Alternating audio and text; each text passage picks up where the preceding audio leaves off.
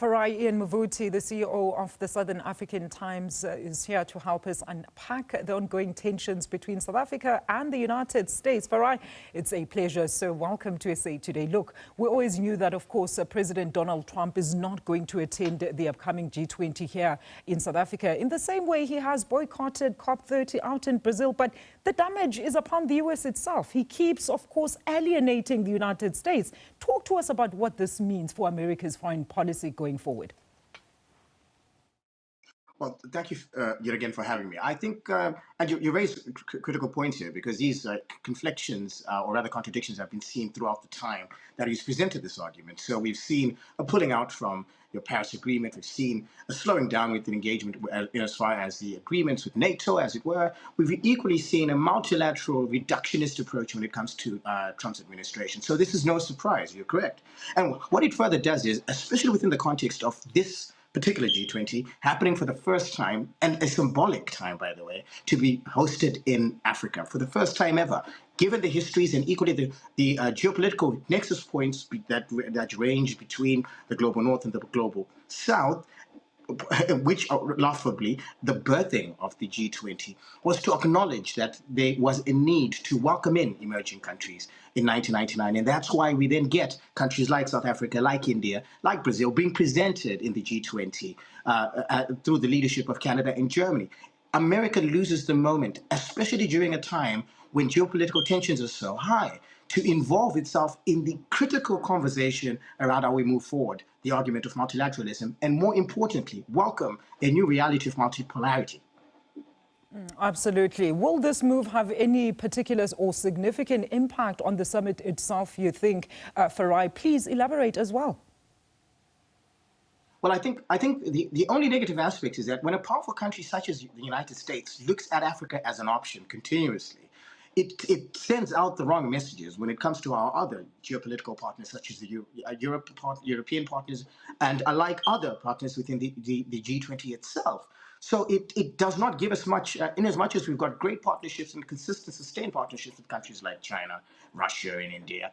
We still want to be able to build up on our leverage. And that does impact that leverage to a great extent. So America remains an important partner, but when they act inconsistently, they drive us away, and in order to sort of remain framed or remain attached with partners that have demonstrated greater consistency with us. So that's the only negative. But I suppose in terms of the larger, broader strategic point, I don't think it has any fundamental negative impact on the outcome. I think South Africa is poised, is confident in its approach to hosting the G20, and equally there is an acknowledgement of the importance and the symbolism of this happening in Africa. So I think South Africa is leading us well, if you are to judge it by the response of the Foreign Office today. And you went even further there, Farai, saying that, in fact, South Africa should not even be part of the G20 going forward. Some very damning, of course, utterances by President Trump there. Let's talk to the fact that America is hosting the G20 next year. What can we then expect from America's G20 presidency? And should South Africa then attend? I know we're promised that, of course, diplomatic relations between Pretoria and Washington were currently on the mend, but it doesn't seem that way. Well, you can never speak to what happens next year. You know, a day in politics is a long time. But what I would definitely encourage is for us to remain poised and stick. We must always stick to the serious business. And I think what South Africa has been able to do, like China and like many other countries that have stood up to Trump, is to demonstrate that the seriousness of doing the work of dealing with developmental issues such as finance, climate, and dealing with issues of strategic partnerships in a multipolarity sensibilities. I think that work has to be taken seriously. This posturing, of course, is done on Truth Social, takes for granted the important realities that Africa contends with on a day-to-day basis. Climate change has been a real reality in many African countries, almost diminishing our GDPs at a level of above 20% when it comes to our productive output.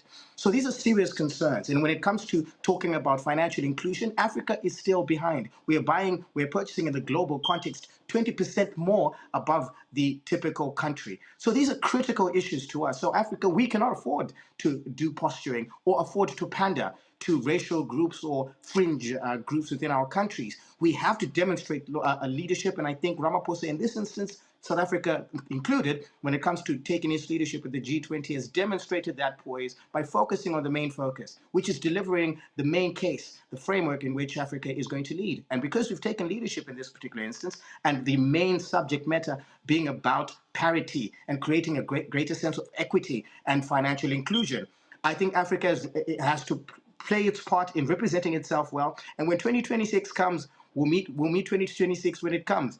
But I think for now, we must remain focused on the main agenda, which is an Afrocentric agenda based on our own developmental programs.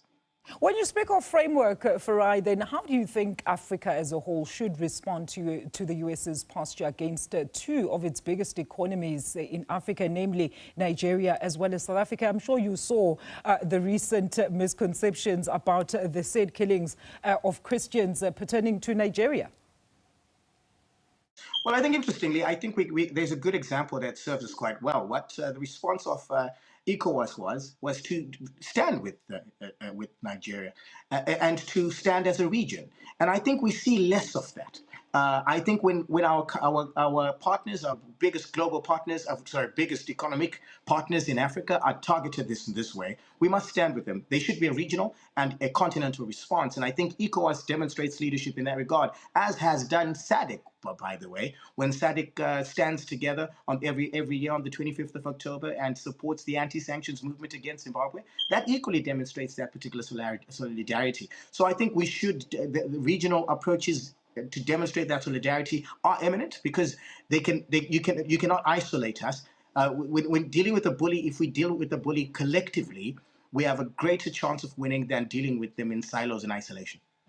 Absolutely. That's where we're going to leave it. Thank you so much for that interesting engagement there. That was Mr. Farai Ian Muvuti. He's the CEO of the Southern African Times. They're weighing in on the US President Trump snubbing now of the South African G20 that will be taking place later on this month. Still